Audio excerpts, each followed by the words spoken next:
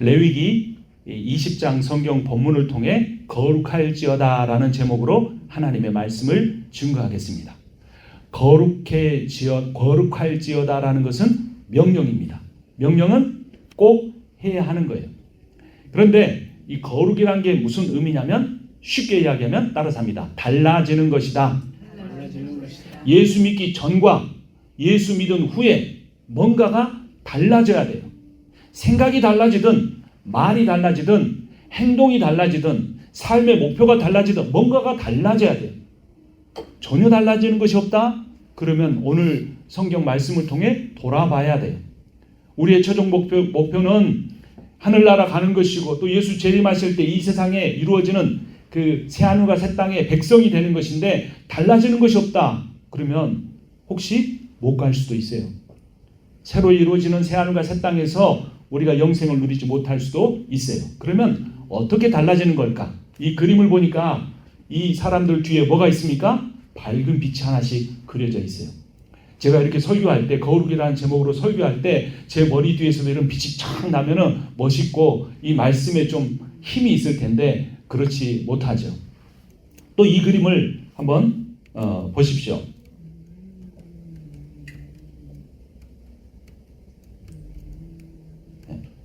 여기 그림이 더 있었는데 이상하게 안 나옵니다. 어떤 그림이냐면 예수님 뒤에도 이렇게 밝은 빛이 나오는 사진이 하나가 있고 또 그 다음 사진에는 뭐냐면 예수님이 히브리인 셈족의 얼굴로 약간 아프리카 사람 같은 모습으로 예수님이 그려져 있는 그런 사진이 있어요. 어떤 게 예수님의 모습일까요? 흔히들 이 어떤 가게나 교회나 집에 가서 걸려있는 예수님의 사진은 서양인의 모습이에요. 코도 오똑하고 눈도 파랗고 머리도 찰랑찰랑 금발머리. 예수님의 모습은 그렇지 않습니다. 약간 짧은 머리에 곱슬이고 코도 뭉툭하고 약간 동양 사람처럼 생겼어요. 셈족이 동양인의 혈통이니까 그렇습니다. 어떤 모습이 더 거룩하게 느껴지는지 우리가 잘 생각해 봐야 합니다. 또 다음 그림에는 뭐가 있었냐면 어떤 설교자가 아주 멋있는 파란 가운을 입고 그 가운에 예수님 십자가도 그려져 있어요. 그래서 아주 멋진 모습으로 키 큰 설교자가 서 있는 모습 사진이 하나 있고 또 다른 사진은 뭐가 있냐면 할머니가 폐지를 이 리어카에 싸가지고 그를 끌고 가는 모습이에요. 부부가 헤어지고 이 엄마 혼자 아이를 키우다가 엄마마저 재혼해버리고 말았어요. 손자 혼자 남았는데 그 손자를 고아원에 보내지 않고 80이 넘은 할머니가 그 손자를 키우기 위해서 초등학생 손자를 키우기 위해서 폐지를 모아서 쌓아가지고 그거 다 팔아봐야 하루에 몇천 원, 만 원, 2만 원도 안 나오는데 그것을 끌고 가는 모습이에요. 이 두 사진 중에 어떤 것이 거룩한 모습인가? 오늘 설교의 말씀에서 둘 다 거룩할 수 있지만 더 거룩한 모습은 강대상에서 멋진 가운을 입고 설교하는 목회자보다 어린 손자를 먹여 살리기 위해서 폐지를 주려고 가는 그 할머니가 훨씬 더 거룩한 모습이라는 겁니다. 여러분, 테레사 수녀가 이 거룩한 사람의 이 표지로 이야기가 많이 됩니다. 1979년에 노벨 평화상을 받기도 했습니다. 인도 사람들이 인도 국민 중에 최고의 위대한 국민이 누구냐? 테레사 수녀라고 했어요. 그리고 노벨 평화상을 받을 때 이런 말을 했습니다. 예수님이 어디에 계시는가라는 질문에 대해서 예수님은 우리 안에 계십니다. 예수님은 가난한 사람들 안에 계십니다. 예수님은 힘든 가운데 우리가 짓는 미소 가운데도 계십니다. 라고 고백했어요. 그리고 나서 87세 때 이 테레사 수녀가 죽었는데 일기장이 발견됐어요. 근데 그 일기장에 놀라운 일이 기록되어 있습니다. 그녀가 이렇게 말했습니다. 나의 미소는 수많은 고통을 숨기고 살아가는 광대와 같다. 하나님이 느껴지지 않는다라는 거예요. 근데 그 기간이 무려 50년이었다고 합니다. 50년 동안 나병 환자의 고름을 짜내주고 가난한 사람들의 환부를 만져주고 자신의 모든 삶을 쏟아부었던 그 신앙의 삶, 모든 인도의 국민들이 거룩한 삶이라고 했던 그녀의 마음속에 하나님의 임재가 그 사역을 시작할 때는 성령에 충만했고 하나님이 주신 비전이고 꿈이어서 그 일을 감당했는데 그 길을 가는 동안 하나님이 느껴지지 않았다라는 겁니다. 여러분, 우리는 어떨 때 거룩한 사람일까요? 그냥 내 마음에서 엔돌핀이 나오듯이 막 성령의 기쁨이 조금도 쉬지 않고 막 솟아나는 것이 거룩일까요? 오늘도 힘들고 어렵지만 내 마음도 괴롭지만 나보다 더 힘들어하는 내 가족을 위해 손을 한번 잡아주고 힘내. 우리 한번 더 열심을 내보자. 이렇게 말하는 것이 거룩일까요? C.S. 루이스라고 하는 이 기독교의 위대한 이 철학자, 변증자, 목회자가 있습니다. 이 C.S. 루이스가 예수를 믿고 난 다음에 아내가 죽어갔어요. 하나님 앞에 얼마나 간절히 기도했는지 모릅니다. 그런데 그 아내가 죽고 말았습니다. 그때 C.S. 루이스가 이런 고백을 합니다. 어려움에 처했을 때 도움을 주시지 않는 하나님. 여러분, 우리 인생을 살다 보면 응답되는 기도 제목도 있지만 응답되지 않은 기도 제목도 있습니다. 너무나 아프고 괴로워서 하나님 앞에 매달렸는데 그 기도가 응답되지 않을 때 하나님은 도대체 어디 계시는가라고 호소하는 그러한 때가 있습니다. 그런데 C.S. 루이스는 나중에 이런 고백을 했어요. 하나님이 안 계신 것 같은 그 경험이 오히려 내 믿음을 약하게 하는 것이 아니라 나를 더 성숙한 신앙으로 이끌었다라는 겁니다. 제 아들이, 첫째 아들이, 둘째는 그 아들 키운 경험으로 좀 잘 키운 것 같은데 첫째는 부모가 경험이 없으니까 많이 힘들었어요. 100일도 되기 전에 탈장이 됐습니다. 탈장이라고 해서 수술을 해야 된다는데 그 100일도 안 된 아이가 이게 수술실로 들어갔는데 나무 판때기로 되어 있는 종로에 있는 유명한 성악가에 있는 올려놨어요. 그 전에 뭐가 문제냐면 하루 이상 24시간 동안 젖을 먹이면 안 되는 거예요. 왜냐면 수술해야 되니까. 근데 100일도 안 된 애가 뭐를 합니까? 계속 울어요. 왜 웁니까? 젖 달라고. 한 번도 내가 울면은 10초도 안 돼서 와서 젖을 물려주던 엄마가 젖을 안 주니까 얼마나 힘들겠어요. 계속 우는 거예요. 수술시키는 것보다 그 아이가 젖 달라고 하는데 그 아이에게 젖을 주지 않는 부모의 마음이 더 힘든 거예요. 무사히 수술이 끝났고 이번에는 돌이 되기 전에 이 감기에 걸렸어요. 근데 감기 걸렸는데 얘 열을 내린다고 옷을 추운 겨울에 옷을 벗겨놓고 막 이렇게 수건으로 닦아주다가 그게 감기가 폐렴이 됐어요. 병원에 입원했는데 이 몸에다가 그 링거를 꽂아야 되는데 혈관이 안 찾아지는 거예요. 근데 이제 부모가 있으면 안 되니까 저 방으로 데리고 와서 이거를 꼽는데 안 되니까 10분이 넘게 계속 입안을 찔렀다 뺐다. 아이가 죽어라고 우는 거예요. 밖에서 듣는 부모의 마음은 어떻습니까? 가슴이 미어지죠. 그만두라고 할 수도 없어요. 왜냐하면 우리가 감기에 걸리게 하고 폐렴에 걸리게 했는데 그 과정을 지나야지 병이 낫는 거예요. 그러나 그 어린아이는 몰라요. 왜 나를 이렇게 내버려 두는지, 왜 나를 이 고통에서 나를 돌봐주던 엄마가 어디를 갔는 건지, 아빠가 어디에 간 건지 알지를 못하는 거예요. 부르짖는 거예요. 부모가 어디 있느냐?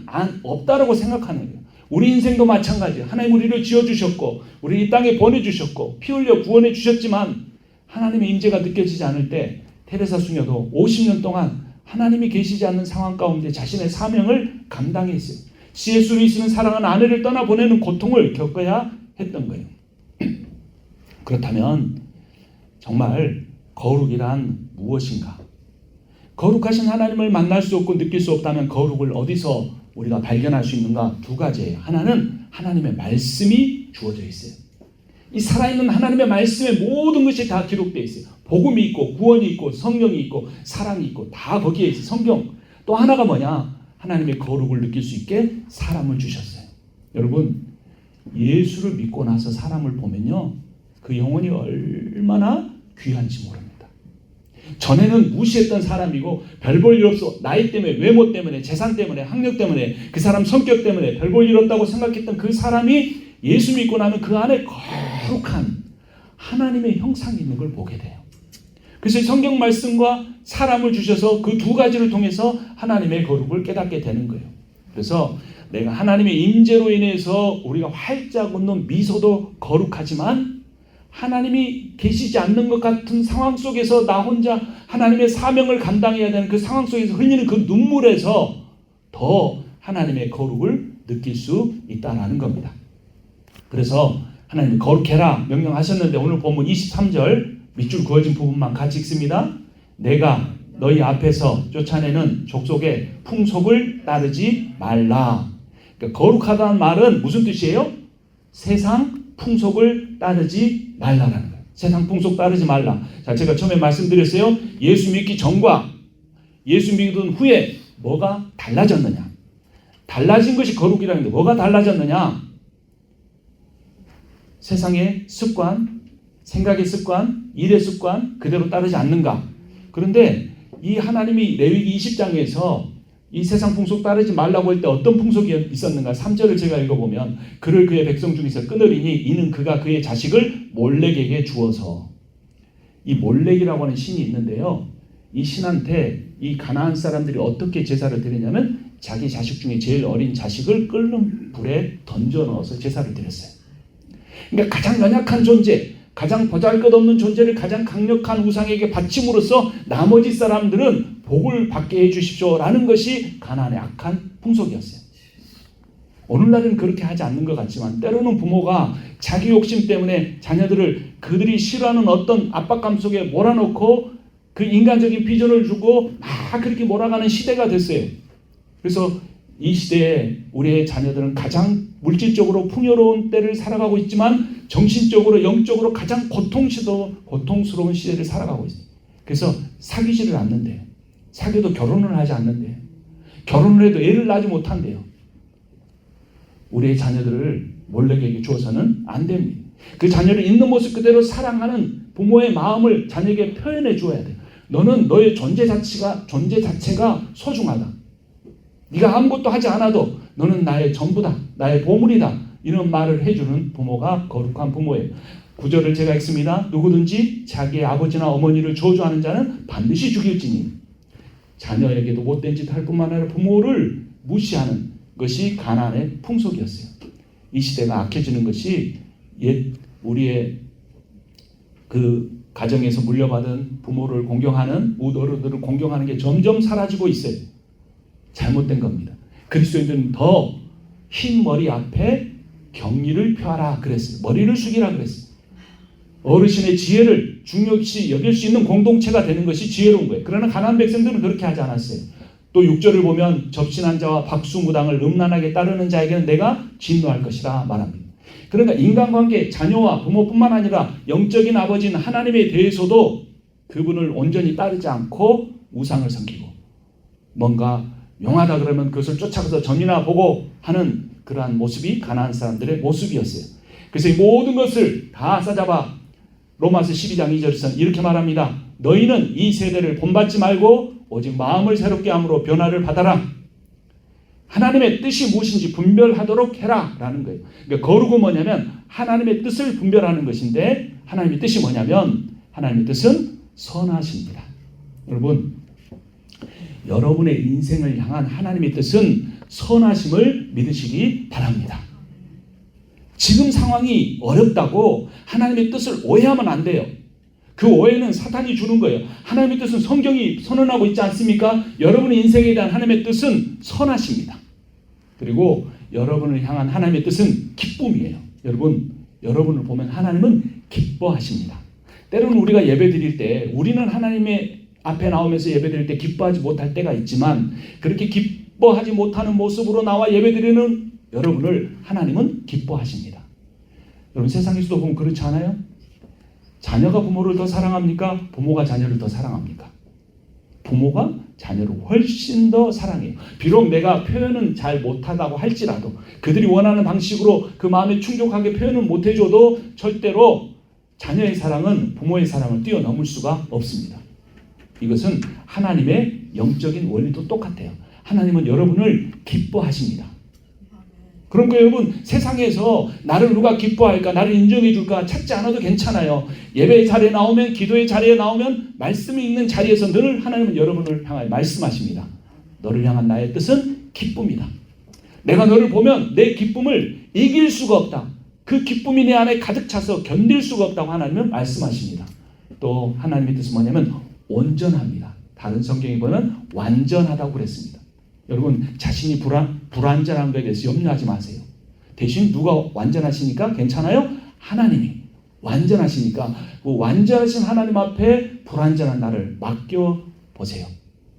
그러면 우리 마음속에 놀라운 변화가 일어날 겁니다. 그래서 이 거룩이란 하나님의 뜻을 발견하는 것인데 그 하나님의 그 뜻이 세 가지가 있는데 첫 번째 뭐냐면 따라서 합니다. 주인이 바뀌는 거다.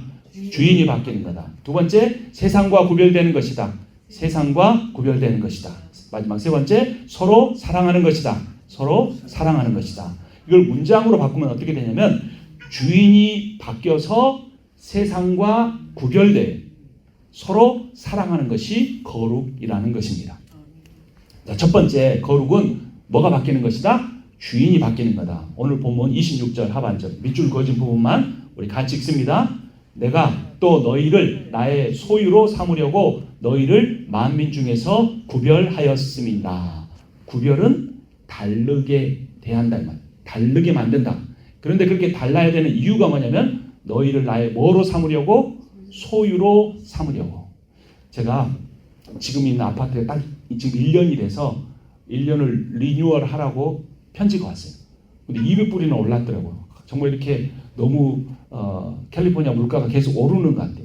근데 1년 전에 우리 이 아파트로 이사 오면서 이제 새 집으로 가니까 소파를 하나 사자고 그랬어요. 그래서 저쪽에 그 라미라단가 그쪽에 가니까 어마어마한 수천 평의 그 소파 파는 공장이 도매 세일하는 곳이 있었어요. 그런데 딱 마음에 드는 소파를 발견했는데 거기 보니까 안타깝게도 reserved라고 써 있었어요. reserved는 뭡니까?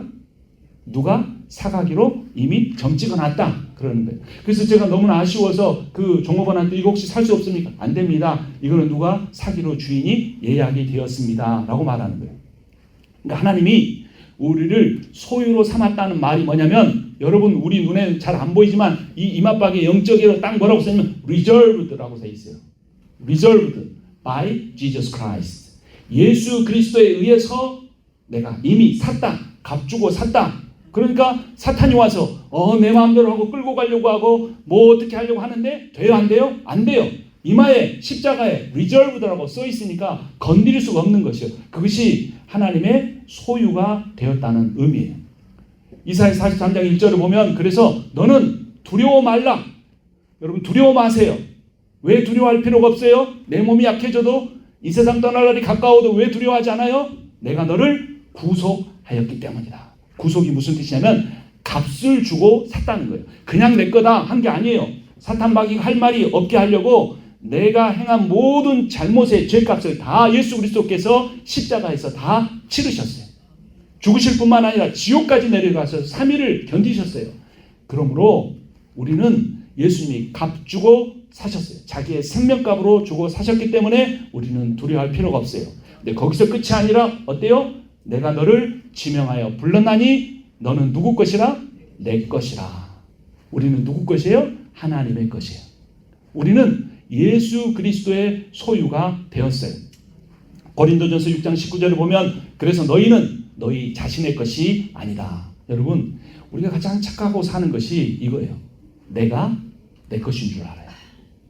내가 내 것인 줄 아니까 또 착각이 더 발전해요. 어떻게 돼요? 내 자식이 내 것인 줄 알아요. 내 배우자가 내 것인 줄 알아요. 이 착각 속에 모든 갈등이 생겨나는 거예요. 내 자녀가 내 것인데 왜 내 말을 안 듣지? 거기서 모든 불화가 생겨나는 거예요. 자녀가 누구 것이라고요? 하나님의 것. 왜?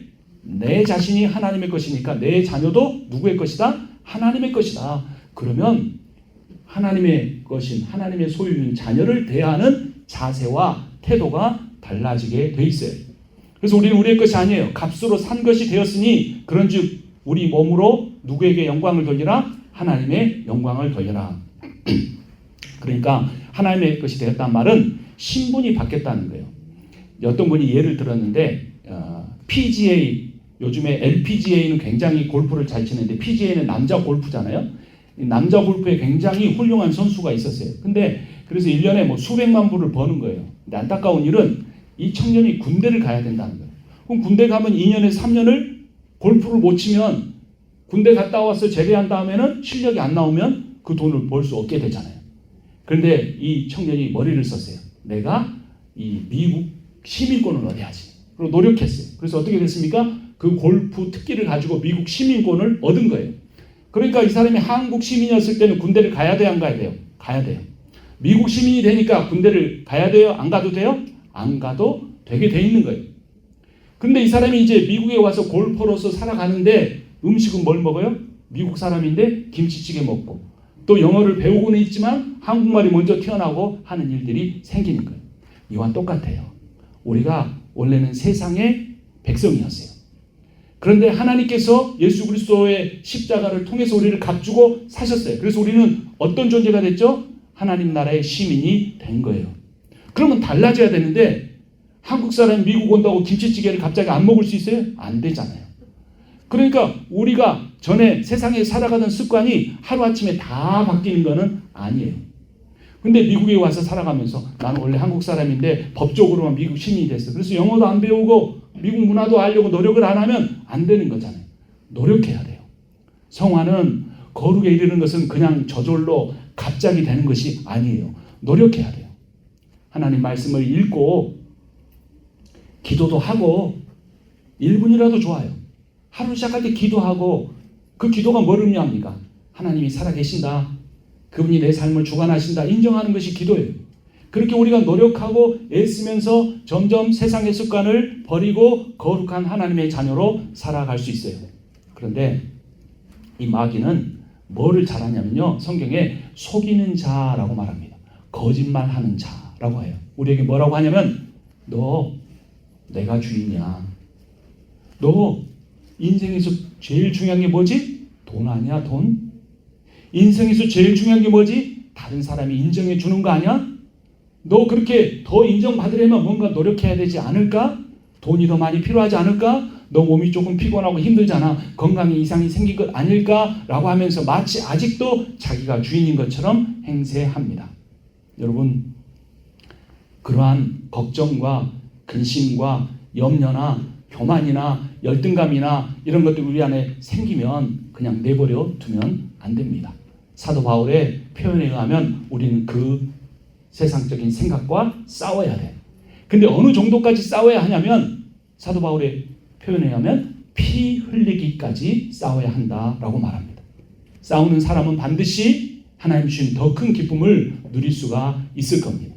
그래서 우리가 하나님의 소유가 되었는데 그 소유가 되었다는 말은 또 다르게 표현하면 이제 그 주인의 뜻을 따라서 살아가야 한다는 것입니다.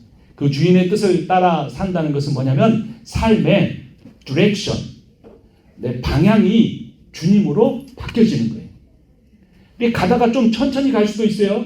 가다가 쉬어버릴 수도 있어요. 하지만 방향은 바꿔줘야 돼요. 여러분 예수 믿고 뭐가 달라지셨습니까? 내 삶의 디렉션이 예수님을 향하고 있습니까? 아니면 여전히 예수 믿기 전에 가졌던 욕망, 목표, 그것들을 이루게 해달라고 예수님의 힘만 달라고 그렇게 기도하고 있지는 않습니까? 방향이 바뀌지 않았다면, 디렉션이 이전과 똑같다면 우리는 어디를 향해 가고 있는 거예요? 지옥을 향해 가고 있는 겁니다. 지옥을 향한 그 디렉션을, 방향을 주님께로 바꿔야 합니다. 자기의 내면을 잘 들여다봐야 돼요. 또 하나는 뭐냐면 경향성이 바뀌는 거예요. 경향성은 뭐냐면 타겟이에요. 타겟. 내 인생의 목적은 뭐냐? 타겟. 대부분의 사람은 나를 다른 사람보다 높이는 것에 있어요. 그런데 예수를 믿고 나면 달라지는 게 뭐냐면 나를 높이는 것이 아니라 어떻게 하면 저 사람이 구원에 이룰 수 있을까? 어떻게 하면 저 사람이 하나님의 사랑을 깨달을 수 있을까? 그래서 그 사람을 높여주는, 그 사람을 나보다 낫게 여기는 그러한 사랑이 내 안에 싹트기 시작합니다. 여러분, 예수 믿고 인생의 디렉션이 바뀌셨습니까? 예수님 믿고 내 마음에 사랑이 인생의 목표가 되었습니까? 이것은 앞서 말씀드린 대로 쉽지 않은 일입니다. 무엇으로만 가능하냐면 성령으로만 가능한 일입니다. 여러분 한번 따라서 합니다. 신앙은 묻는 것이다. 물어야 돼요. 뭘 물어야 되냐면 내 안에 어떤 생각이 들어올 때 이 생각이 하나님으로부터 온 것입니까? 아니면 세상으로부터 온 것입니까? 라는 생각을 물어야 돼. 안 묻잖아요? 그러면 세상의 생각이 나를 계속해서 지배하고 신앙의 길로 가지 못하게 만들어버려요. 로마서 8장 5절 말씀 제가 읽습니다. 육신을 따르는 자는 육신의 일을, 영을 따르는 자는 영의 일을 생각하나니. 자, 어디에 달려있어요? 생각에 달려있어요. 내가 육신의 일을 생각하는 게 더 많은가, 시간이 하루를 보면, 아니면 영의 일을 생각하는 시간이 많은가 살펴봐야 돼요. 왜 이게 중요하냐면 6절 빨간색 우리 같이 읽어봅니다. 육신의 생각은 사망이요 영의 생각은 생명과 평안이니라. 세상 생각이 영의 생각으로 안 바뀌고 그대로 세상 생각, 육신의 생각만 하는 살아가면 그 끝은 뭐라고요? 사망. 그냥 몸이 늙어서 죽는다는 뜻이 아니라 영원한 지옥이라는 겁니다.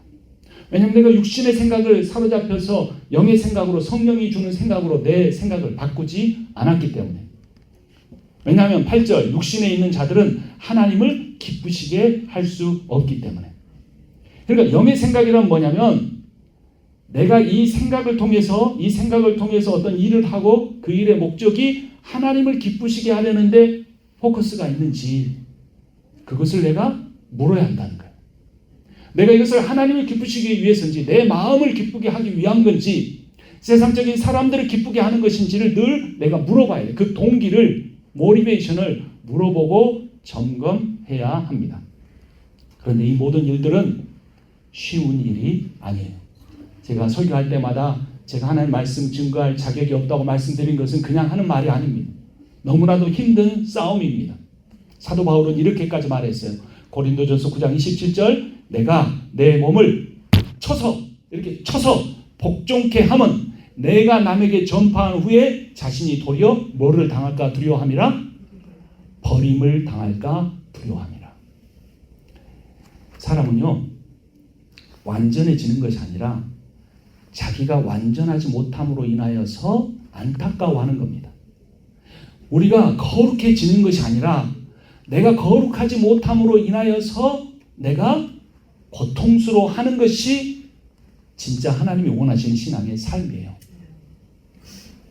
사도 바울 역시 신약시대의 가장 위대한 선교사요, 선지자요, 말씀 선포자였던 사도 바울이 내가 버림을 당할까 두려워했던 거예요.